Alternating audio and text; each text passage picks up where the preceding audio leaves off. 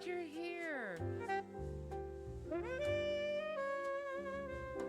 Please, come in and have a seat.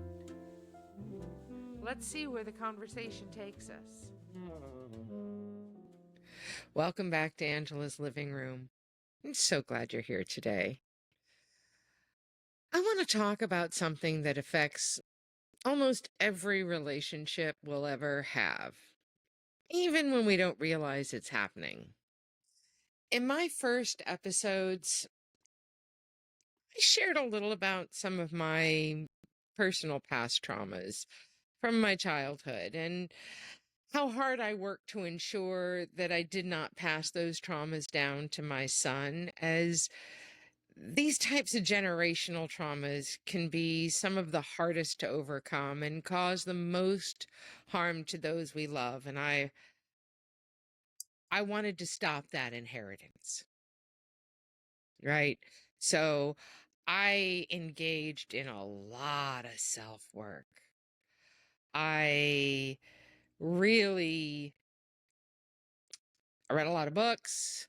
I did a lot of work, and I talk about it in greater detail. If you guys go back to episode 1 and 2, um, breaking generational traumas, it's a great episode. I talk a lot about my childhood and about the conscientious choices I made in raising my son to ensure that he did not get broken the same way I did by his childhood. And to hear the words from his mouth that I managed to do that successfully,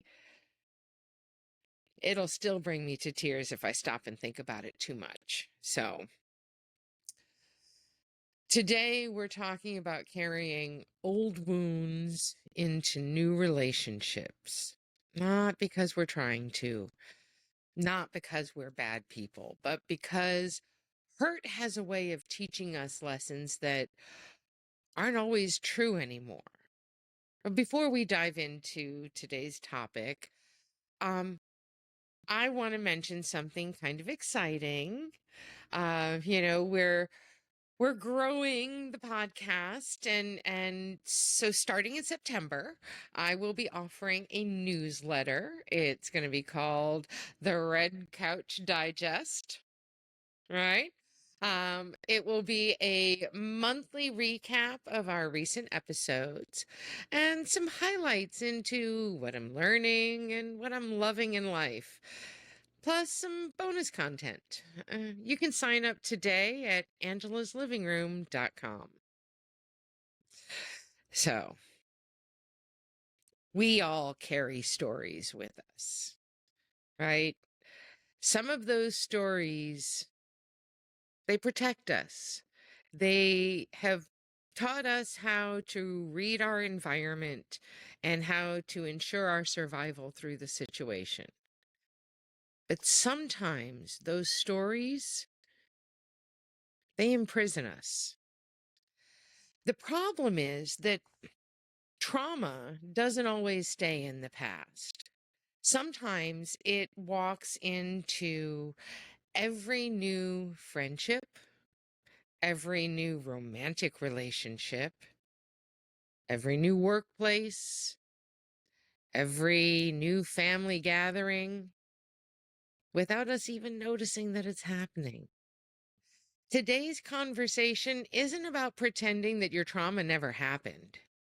It's about making sure that yesterday's doesn't decide tomorrow. See, the problem is trauma doesn't stay in the past unless you intentionally leave it there. It can't be forgotten in the past. It can't be abandoned in the past. It can't be tucked away in the past. It has to be addressed, understood, and dealt with. And then you can choose to leave it as a part of your history and walk into your future without it. See, trauma changes how we interpret the world around us. Our brains are designed for survival. They're job is to make sure you make it to the next day, to make sure that you survive, to pass your genes along. Your brain is not designed for accuracy. Accuracy doesn't matter in the grand scheme of things. Survival is what matters. That's our that's our underlying core programming, is to survive. But when we've been hurt, we become hypervigilant. We want to see that situation coming before it gets to us so we can prevent it from happening again. It teaches us that we need to expect betrayal from everyone. It teaches us that we need to anticipate rejection and to push them away before we can be hurt by them. It teaches us that we need to constantly search for the danger. We need to be ever alert for it. But see, this isn't weakness, it's adaptation. It is ensuring that we will recognize what's happening and be prepared to respond accordingly. When we are in survival mode, your brain asks what happened before instead of what's happening now, because we're going to base our response on what we know to be true from past experiences. So if I was cheated on before, then that means when I'm in a new relationship, I expect I'll be cheated on again. So any variation in behavior, any time that somebody shows up late or doesn't return a text on time or is slow to respond, that is going to create in you the sensation of being cheated on. And that may not be reflective of what's really happening right now. And it's a very important distinction. If someone cheated on you, your brain learns that people lie, that people will leave you. If a parent criticized everything as you were growing up, what your brain learns is that I'm never enough. I'm not good enough. I'm not smart enough. I'm not fast enough. I'm not strong enough. I'm not clever enough. I'm not thorough enough. If a friend betrays you, what your brain learns, people cannot be trusted. Not that that friend cannot be trusted, but that people cannot be trusted. These become the operating systems that we function under. And here's the sad thing. Those are not facts. They were true for the individual or for that specific situation. It is not a universal truth.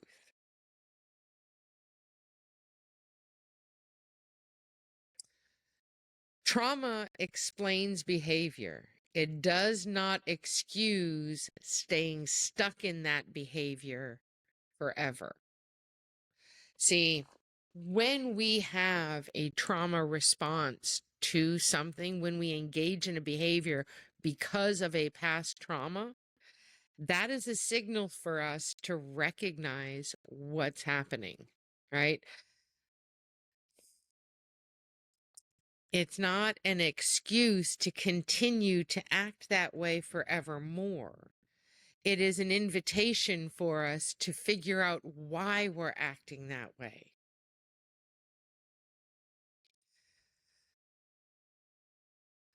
It's like the difference between being careful and being guarded.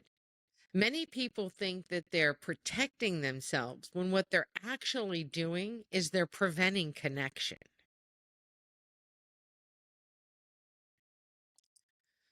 Healthy caution says something along the lines of, I'll get to know this person. Maybe I won't tell them all of my secrets to begin with. I'll spend time with them, share little things, and build trust slowly. Trauma says they're probably going to hurt me. Healthy boundaries say something along the lines of, I'll protect my peace.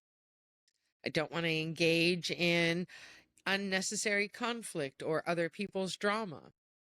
Trauma walls say, I'll let no one close. Because if I don't let them close, then they can't hurt me. But when I build that wall, it also prevents them from connecting with me. So what can this look like? Well, it can look like not answering a text because you're afraid. It can look like ending a relationship before it can become serious. As soon as I feel like there might be a real connection between us, I'll push you away or ghost you. It's It presents as avoiding vulnerability. It's not asking for help. It's not allowing someone to step in and offer help. It's not sharing. It's shutting down when people try to communicate with you. It's not admitting when you make mistakes, because that kind of admission is a vulnerability. It's becoming defensive when people ask you questions, right?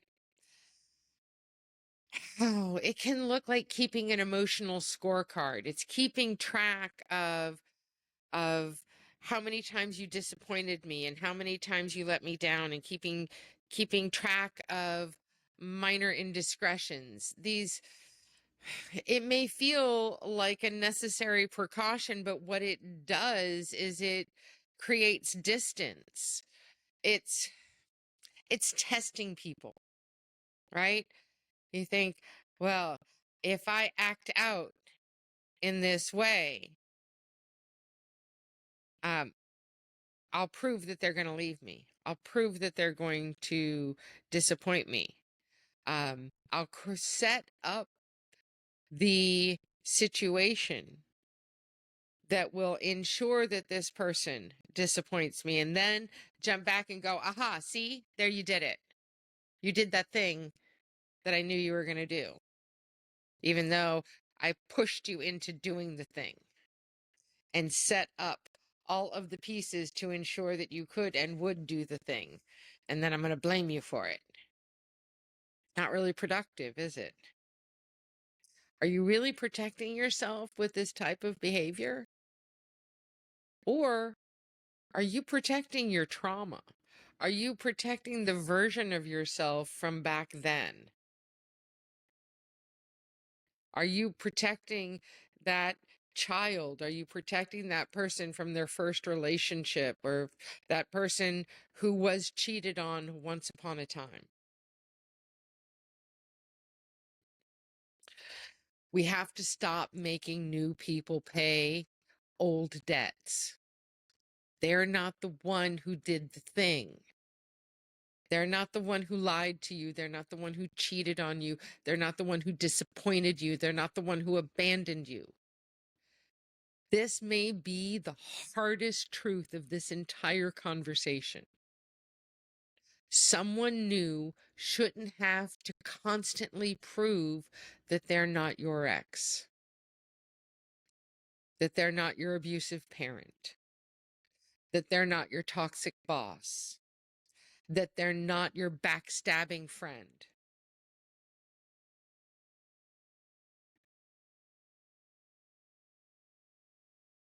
Your friend is not your childhood bully, right? This new boss is not the one who abused you. So if someone says, I'll call you tonight, and then they don't, your trauma may say to you, they're lying. They were never going to call.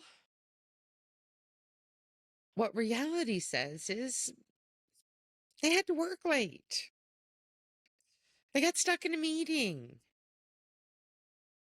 They got home and got distracted by a sink full of dishes and kids' homework. Life got in the way.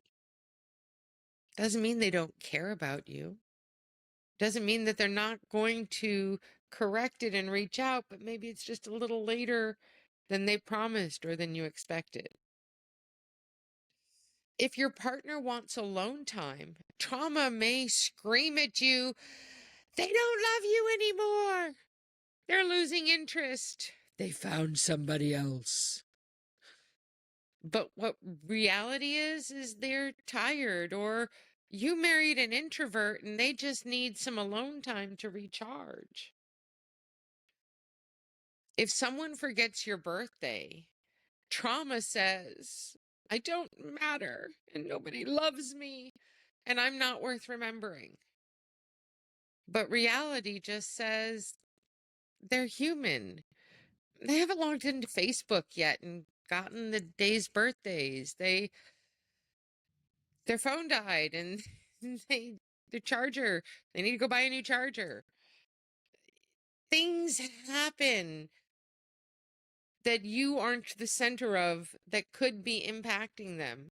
And we think that because there's a one-time infraction, that gets to get attached to the pattern the other person set. And that's not fair. It's not fair for them to be held accountable and to hold consequence and to have to adjust their behavior for transgressions they didn't commit. How often are we responding to memories instead of the moment?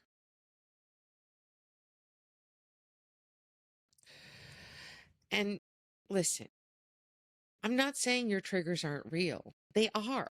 Triggers are real. But real what? That's the question, right? They're not an excuse. What they are is they're information. They're not enemies.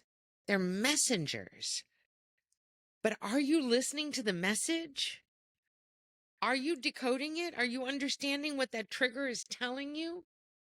Being triggered doesn't automatically mean that somebody did something wrong. Sometimes it's just that your nervous system recognizes similarity, right? Similarity doesn't mean the same. And this is the point. Your trigger is your nervous system telling you this is something you need to look at. It's something that requires your attention. Are you seeing this? And then your responsibility is not to react in the instant that you're triggered, but to investigate internally. Why is this triggering to me?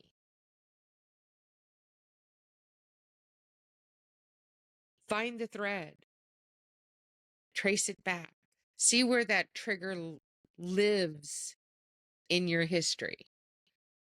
Was it a critical parent? Was it being cheated on? Was it being betrayed? Was it all of those things?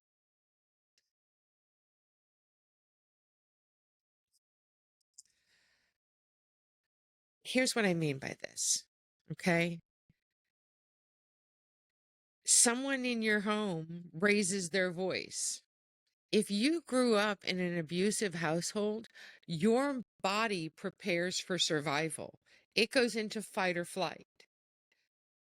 You tighten up and you prepare for what's coming. Here's the deal. Just because the voice elevates doesn't mean that danger is imminent. They might just be excited. They could just be a loud person. That would be me. I'm the loud person. I get really excited and I get loud. And, you know, my husband has a bit of a trigger around that. Um, One of his exes used to like to um, follow him into small rooms and then scream really loud at him. So he shuts down completely as soon as you start yelling at him. He can't handle it. He's not listening. He's not going to respond. He shuts down. There's communication has stopped. So there's no purpose in yelling because it's not nothing's going to get through. He goes right into flight. He wants to get away from the yelling. So even if I'm just excited about a topic, it can still shut him down. It doesn't have I don't have to be angry. Getting overly loud can be enough.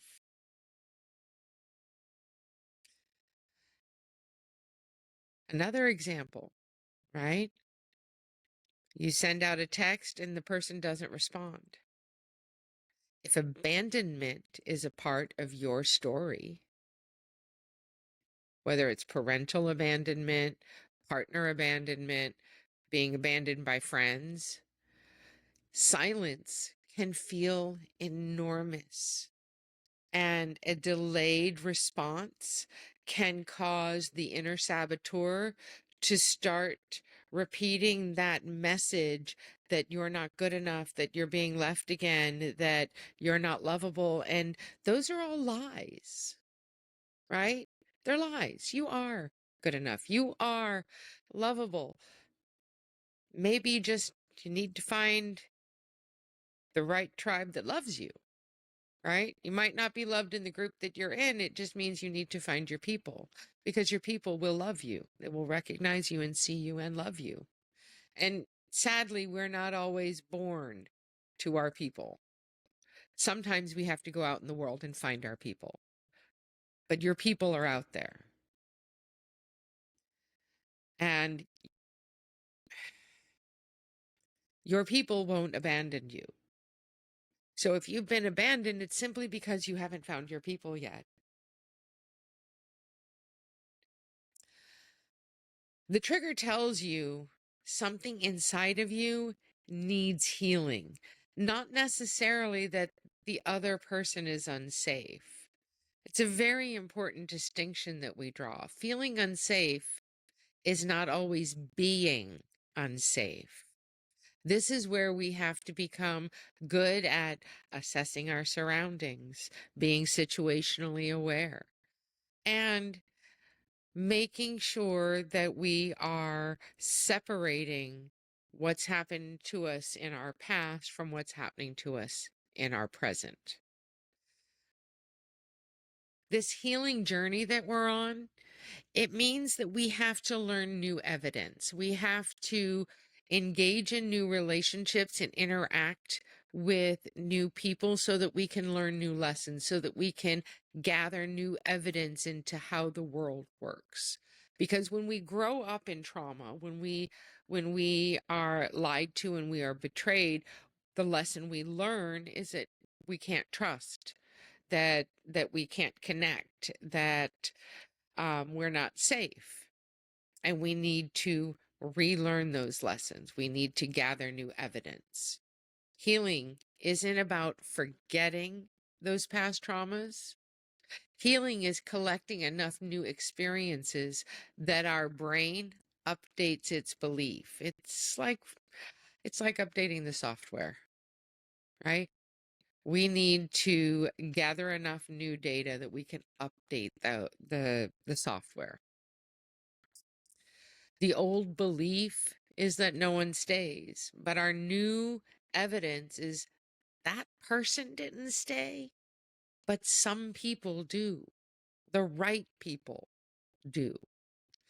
The old belief is that I can't trust anyone, but this new evidence, it says some people are in fact trustworthy.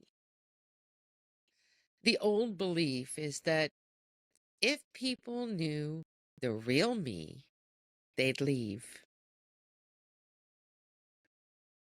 But see, The new evidence says the right people will stay after seeing everything, after fully knowing me. Healing is repetition, not revelation. Hearing it one time isn't enough. Recognizing it one time isn't enough. You need to repeat the experience. See, because what we're healing here is our nervous system. Trust isn't built overnight. Safety isn't built overnight. Healing doesn't happen in an instant. Every healthy interaction becomes evidence of our new truth.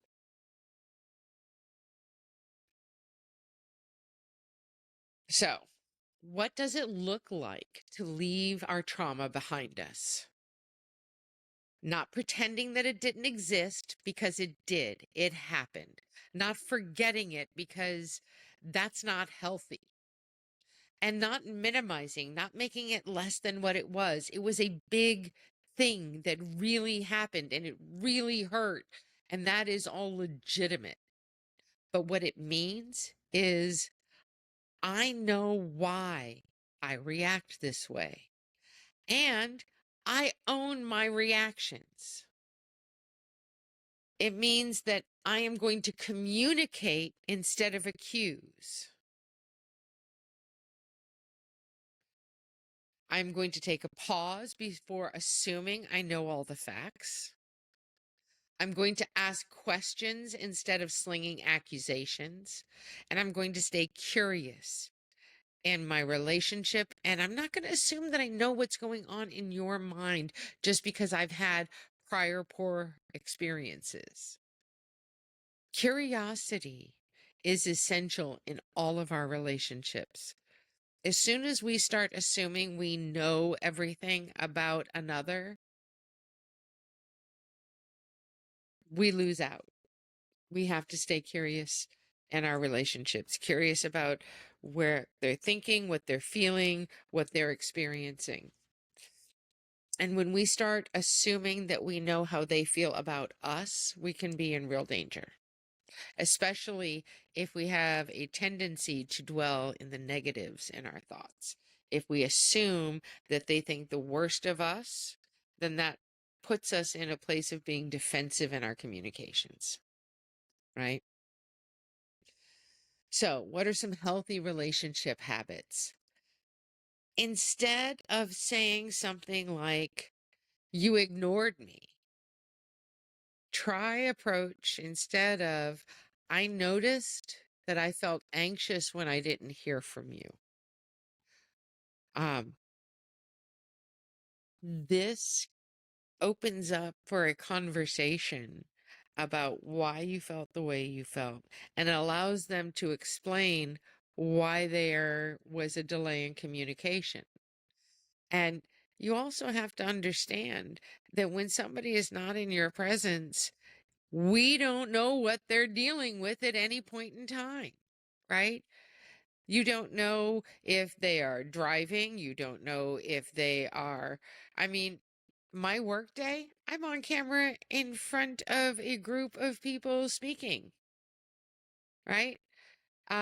Training them. I'm unable to sit on my phone and text message during my workday. It's just not a possibility most of the time. And so if my husband got upset every time he sent me a text message that I couldn't immediately respond to, we'd be fighting all the time. We wouldn't do anything but fight. Um, there has to be a level of trust that when they're not responding, it's because there's a reason, right? But we are so quick to immediately go in our head to all of those negatives. We want to be open to asking questions to understand why the delay happened and give them the opportunity to acknowledge the emotional impact it had on you, right? It doesn't mean it was their fault, but you still felt that way, you know? So instead of, I knew you'd disappoint me, Isn't that a loaded statement? Wow. We could try instead. Can we talk about what happened? Right? This is asking to understand why the decisions were made, why what was done was done. Instead of, I don't trust anyone, maybe we could make our truth instead. I'm learning to trust slowly. All right, remember what we say to ourselves becomes our truth. So if we walk around the world saying, I don't trust anyone, and thinking, I don't trust anyone, we don't leave ourselves open to trusting anyone ever. And that's a lonely place to be in this world. Instead, learning to trust, and that can be a slow journey. You don't have to open yourselves up to all your darkest secrets right up front. You can build slowly to trust, but that's healing when we work towards trust, when we work towards connection. So this is one of those topics where I think it's really important that we grab our journals, my friends. I know, I know, it's not your favorite thing to do, but here, I'll grant you this. I won't even make you grab a book with paper and pen. Um, you could do a digital journal. You could type it out if that's your preference. Or you could do a video journal for all I care. Here's the thing.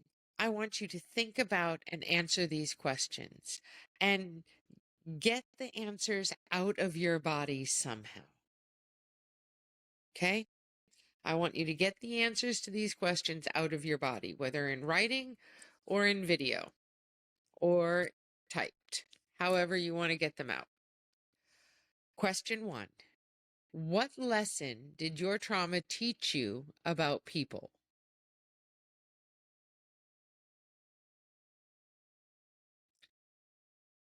Question 2. Is that lesson universally true? Be honest. Question 3.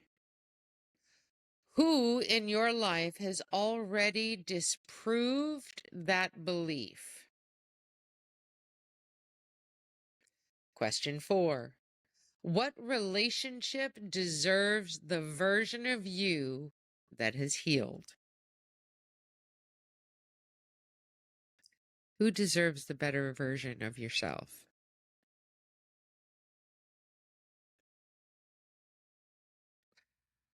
Question 5.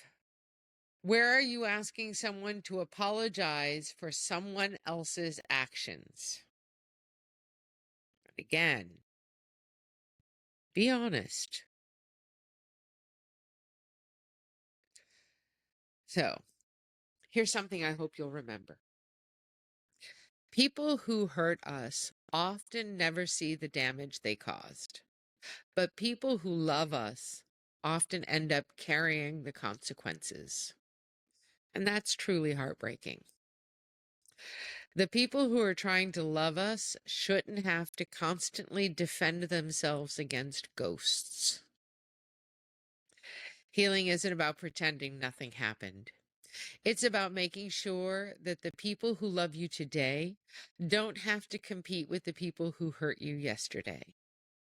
Because trauma may explain your actions, but healing gives you the opportunity to choose different. So, I have a challenge for you. This week, before reacting to conflict, I want you to ask yourself one simple question. Am I responding to this person, or am I responding to someone from my past? And then I want you to pause, breathe, deep breath in, hold it, and then release. Look at what's actually happening and not just what it reminds you of. Then choose your response instead of letting your past choose it for you.